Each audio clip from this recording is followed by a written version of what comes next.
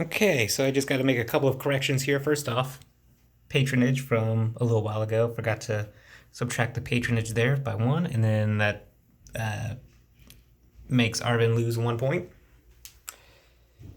And then for the infiltrate on the last one, I totally forgot that it adds more troops. And also because I forgot that the Parrot's Beak had more guerrillas than this province here in Kangtree. I don't know. So we'll reset that like so. And then down here we are missing, because they did replace the gorillas as they saw fit. I think it's, what was infiltrate? Replace the gorillas with troops if desired. So in here, now that the trail is at 3, it would be 3 troops to add plus a base, so that would be 4 troops that they would add in that province there. Yep. So 4 troops in there on top of replacing, and then it's the same rinse and repeat here. They take the 3 guerrillas back in here. All right, and then replace with 3 troops, and then 4 for what do you call the trail at 3 plus the base that's in here. So that's what it should look like. Need to make that correction real quick before we get into the coup round. A lot of moving parts, so bear with. All right, so now what we're gonna get into is the coup round. So first things first, does anybody have the victory? So here are our victory point tracker here. So nope, nobody hit the victory here for Arvin or the US. Nobody or the VC didn't hit their victory in here, and the NVA didn't hit their victory here. So that's a no. So the next thing we need to do is for resources, which is to sabotage any unsabotaged lines of communication, which there are no units that are on, or insurgency units that are on line of communications. We skip that. And then degrade the trail. So if the trail was at 4, it would be automatically degraded, reset back to 3, or if it was at 0, then it would reset to 1. Since that's the case, we don't do that. And then Arvin, NVA, VC, I think those are the resources that they gain. And I can't quite remember how it happens, which is why I have this nice little aid. So resources, so Arvin, total economy, which is 15, minus the number sabotaged, plus aid. And then adjust the total economy marker. So what that means is if, for instance, there was an insurgent here on this line of communication, they sabotaged it, that would be 15, because that's the total of all the lines of communications with their point values, all added together, and minus the sabotage ones. Seeing that there are no sabotage lines of communication, economy is going to stay at 15. And then plus aid, oops, up here, plus aid, which aid is also at 15. So 15 plus 15 is 30. So that's how many resources Arvin gets. So from 27 to then 57, which is way too many. I've never seen it that high in my life. But then again, I've never had a coup card come up this early in the game. So that's kind of interesting. Now the reason why the economy level is important is because as the US, you can use Arvin resources if you incorporate them with some of your activities. And you can spend as many resources, Arvin's resources, as you want until you go below the economy. Once you go below the economy marker, the US can no longer use those resources. They can no longer use Arvin resources. And then aid, again, that kind of ties into if there's anybody in the casualties, that would go down. And then it also, again, adds to the resources like you just saw. All right, so then the NVA is the number of their bases in Laos and Cambodia plus 2 times the trail value. That's how many resources they get. So the number of bases in Laos and Cambodia, it doesn't even say North Vietnam, does it? Yeah, bases in Laos and Cambodia. So that means 1, 2, 3, 4, 5. These are all the Cambodian spaces, and Laos, and okay, yep. So Central Laos, Southern Laos, and then yeah, it's just North Vietnam. All right. So what was that number again? I done forgot. 1, 2, 3, 4, 5. So they get 5 resources right off the bat. So from 11 to 16, they get 5 resources, and then it was 2 times the trail value. So 3 times 2 is 6. So you get 6 more resources. So from 16 to 22, looks like nobody's going to run out of resources anytime soon. Then for the VC, it's just the number of the bases that they have. So the number of bases that they have on the map is 4. And that's a nice handy dandy little marker there, or tool, if you will. And to confirm, see we have 1 base there, 2, 3, and then 4 for this tunnel base. So 4 bases, they get 4 resources. So from 7 to 11. Excellent.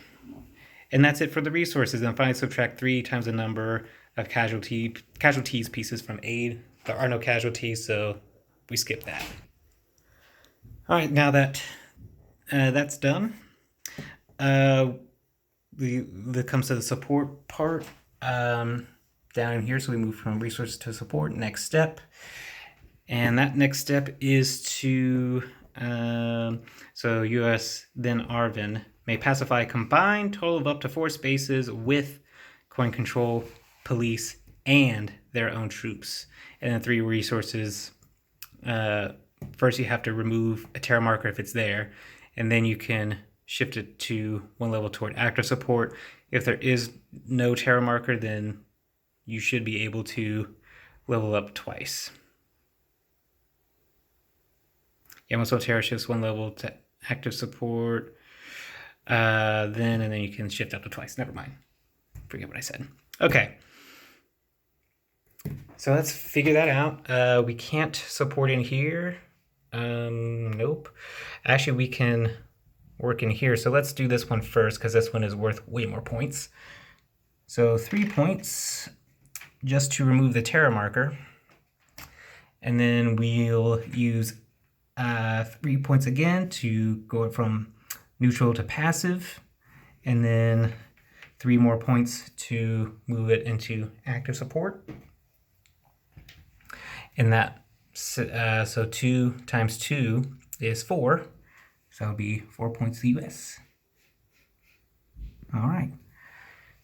So that's 1 spot. I just want to double check that I'm doing that right.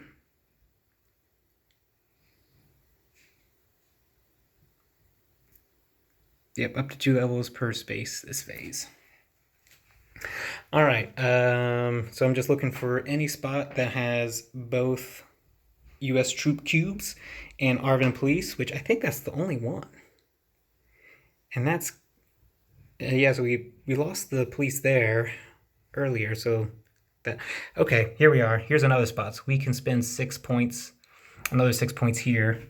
So from 48 to 42, 6 points to get that up to active support. So that's another 4 points. 1, 2, 3, 4. All right, moving right along. I think that that's the only one that's left that I can adjust. So we're gonna mark those 2. So those are the only 2 spots that I could do, and because that's it, I'll let Arvin take care of the rest if they want to, because then Arvin can then pay to pacify. So what is their deal when pacifying? Remove terror only for shift, create active support as long as US victory remains 45 or less, and I am less than 45, so potentially they can pacify. So everywhere we're able, and they'll have to remove it for the terror shift. So they have the same thing. They just need their troops and a police. So we're no terror at any opposition or for the greatest shift. Let's say for 45 or less. So actually what they will do is so that way is one that they can adjust, and looking around the map, there's really nothing else that they can adjust. So in way, they're only going to spend 3 resources here to only go to passive support. Again, 1 times 2 is 2 this time. So up to 2 points. And since it's at 45, they're actually not going to do anything else. And if there's a spot where they could remove terror, then they would. And again, I can't remove the terror here because I don't have any Arvin police to assist. So that's done. And because that's done, the next thing is that the VC then may agitate, which is garnering opposition. Agitating up to 4 spaces with any VC and no coin control. And then for every time that they do opposition, it only costs 1 point, and they can't shift anything until they remove a terror marker. Okay. So yeah, agitate, no coin control, blah blah blah. We know this now. So up to 4 spaces, I need to open this up because what are their rules to agitate? That's the question. Here we go, agitate, same thing everywhere where they can for greatest total shift at any support and where there is no terror. Now they can't do anything here, here, or here because they have the most support available, and here as well. This one they can. But is it for the greatest shift? It's only 2 potential points in there, so maybe, but so we'll hold off on that. Same thing for this one, and I think that's the only spots that they can do it, which they will. So they'll spend 3 resources here, 1 resource to remove the terror marker, and then 2 resources to agitate to active support, and then again 2 times 1 is 1. I mean, 2 times 1 is 2. Good Lord. So they get 2 points. Easy. And they'll spend 2 resources here. All right, so 3 resources. All right, and then they'll spend 2 resources, 1 resource to remove this terror marker, and then 1 resource to then agitate up to active opposition. So they remove a resource, and then they gain 1 point. Again, they only flip from 1 times 1, which is 1, to now 2 times 1, which is a 2. I'm getting the math right, finally. All right. So those are the 2 spots that they can agitate, and that's the only spots that they can. So then they'll move on. Now that we've had agitate and pacify done, we move to the redeploy phase, which if there are any US units or Arvin units that were in here, if there were US, well, I don't want to go off the top of my head or from memory because memory's not that great. Remove all US/Arvin pieces from Laos and Cambodia. The US troops go into out of play, and then everything else goes to available. So we could move units into Cambodia and Laos, North Vietnam, or Cambodia and Laos. Doesn't specify North Vietnam. And if they were stuck in here by this coup round, the US troops would go into out of play, which you can't use them at all. There are some cards that will help you get some of those cubes out of the out of play box. And then everything else in the Arvin, all the cubes, they go back to available, and their rangers would go into available, and then the US irregular troops, the special forces, would go into available. Reason being, it's thematically like a political thing where they can't really be in those spots, right? And because if they were caught in those spots, it would be super bad. So they just get removed as if they were never even there. All right, so since that's not the case at this time, we don't worry about that. So then Arvin must move its troops from lines of communications and provinces without US/Arvin bases, and may move other Arvin troops to cities without NVA control, any US/Arvin bases or Saigon. Then they may move any police into lines of communications or coin control within South Vietnam. So I don't think there's anything in the redeploy in their flow chart. Oh, this is Arvin. A shifting opposition, govern. So there's nothing for the redeploy there. However, we have this nice other player aid for the random spaces for the redeploy phase in the coup round for non-player rounds. And then so for Arvin redeploy, move his troops from line of communications, and if needed, we're exceeding coin control provinces and coin bases. Move where most to shift most coins / NVA control, get 3+ cubes in each city, and move any remaining must move troops to one random space. So here we have one police that has to get out of here because there is no base. One police here that needs to get out of this province because there's no base, so they cannot stay. These guys can stay. And then the same for these. They will have to go somewhere. So where do we put them again? So for Arvin redeploy, from those things, if needed, where exceeding coin control and provinces with coin bases and or cities, where most to shift the most control or to get 3 cubes in each city. So here, wait, they stay. So 3 cubes in each city. So really they can, this one can go here to redeploy. This one can go here to redeploy to get 3 cubes in there. These two should be able to go over here. Because that's, let me see, just to make sure, because I think they should be able to go to any line of communication and then any adjacent city / line of communication infinitely until they reach their destination.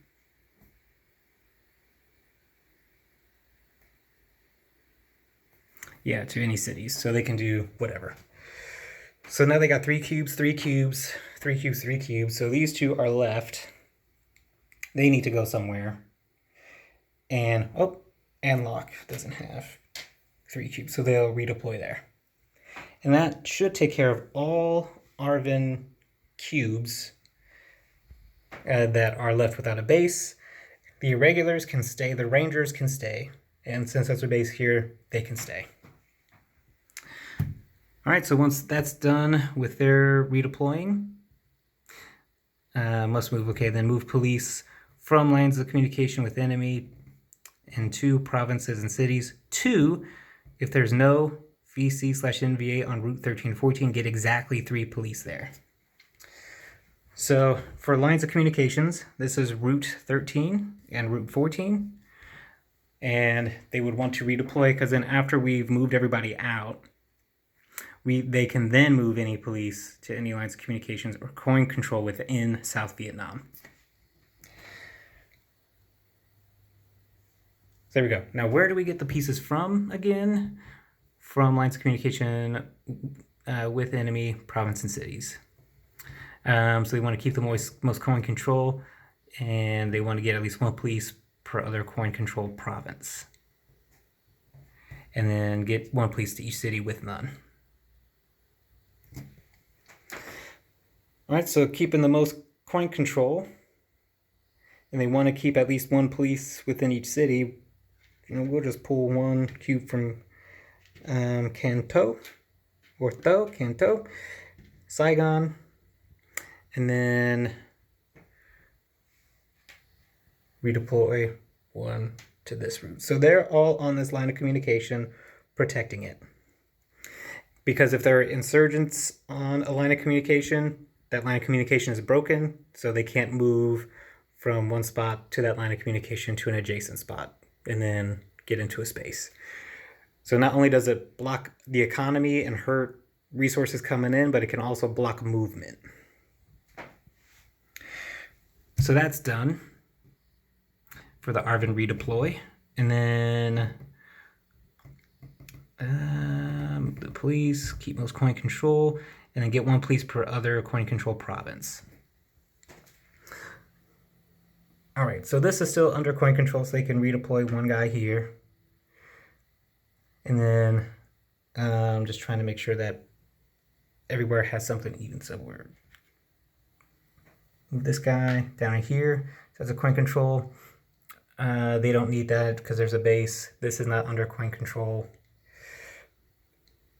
And because these aren't under any sort of coin control, they leave. And that's a 3-point reduction. 2, 3. So you lose 3 points on that one for now.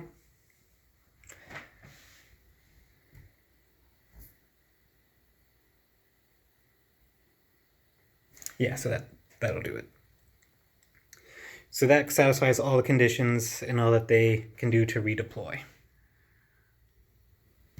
All right, so we're in the redeploy. NVA may move NVA troops from any spaces to any NVA bases, and then, then adjust all control. Never mind. I knew there's something in there, so technically, this is still a thing. Give them their 3 points back. 2, 3. And can they still satisfy? Can they at least try? So we want to keep coin control, which is true. Yep. Okay, so this is just when they wanted to redeploy. So let's go ahead and 1 and 1, 1 and 1. Keep their coin control there. All right. Now, NVA, what do they want to do with their redeploy?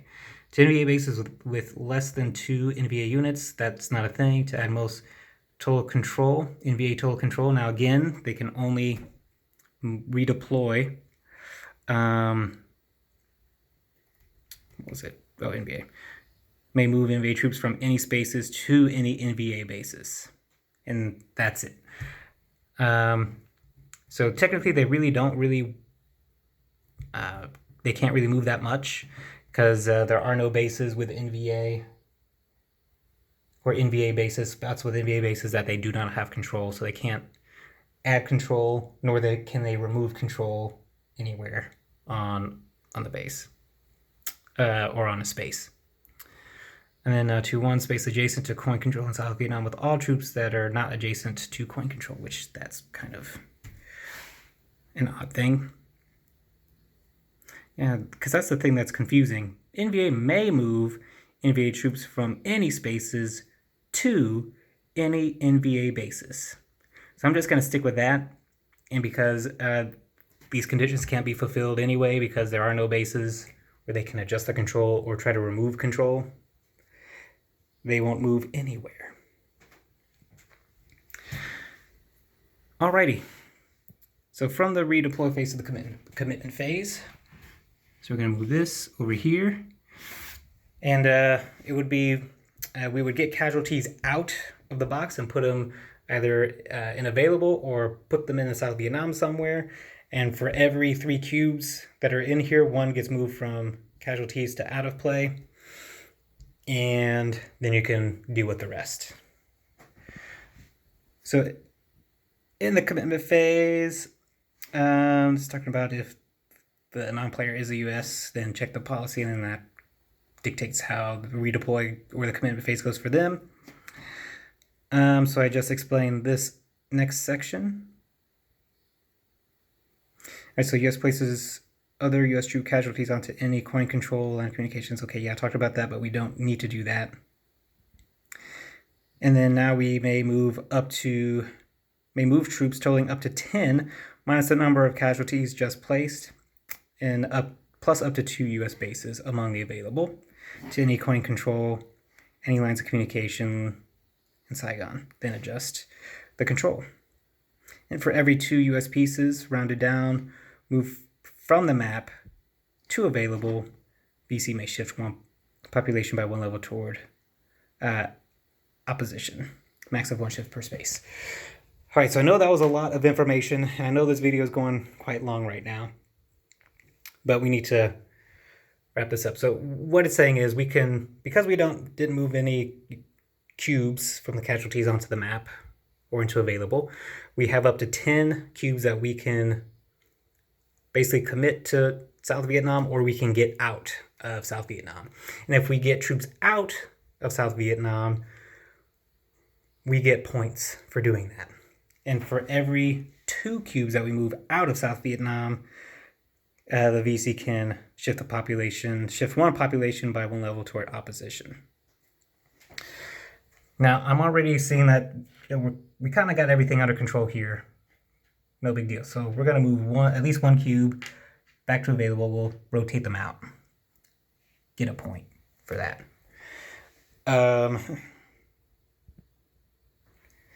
And then because I'm just going to move two troop cubes from here into these provinces, because we can then, now that they have police and we have cubes there, if we pacify, we can get some points in there to get opposite or to get support, because that's the goal of the US faction, is to get as many into the available spot here. That gives the US points, and then also support, getting support from all the provinces. That helps. Okay, that's done. I kind of also too want to move 1 troop, so that's 4 that we've moved thus far. Get them into play Q, so that we can get rid of the VC, start getting support there. Do we have to move them out?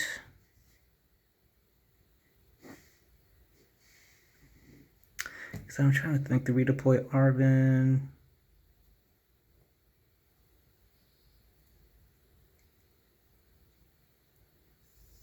Yeah, so that's really just talking about Arvin, so the US troops can stay wherever they want to. Because this will be number 5, so we'll move them over there. I don't kind of... All right, so let's move 1 to Hue. So that's 6.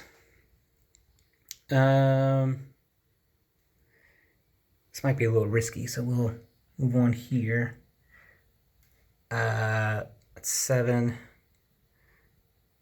And then, yeah, this is gonna be 8. And then I will move 1 from Saigon to Antlock, 9. And I think I'll just keep it at that, because I don't want the VC to be able to agitate. Can they agitate anywhere, to be honest? No. Well, actually, it just says 1 space. It didn't say it had to be controlled by them. Because it was commitment.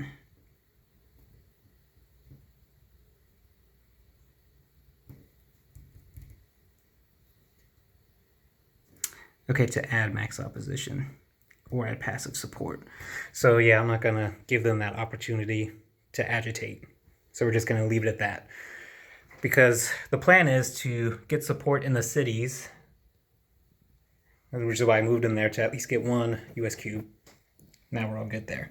So that's the commitment phase, and then the reset, which is to reset the trail, get rid of all terror pieces and sabotage pieces, remove all momentum cards. Momentum cards come out through here, and then they kind of change the whole coup round until then. So we remove momentum cards, and then we flip all guerrillas back to their underground side, which is the one that's not showing the star, and then reset the eligibility.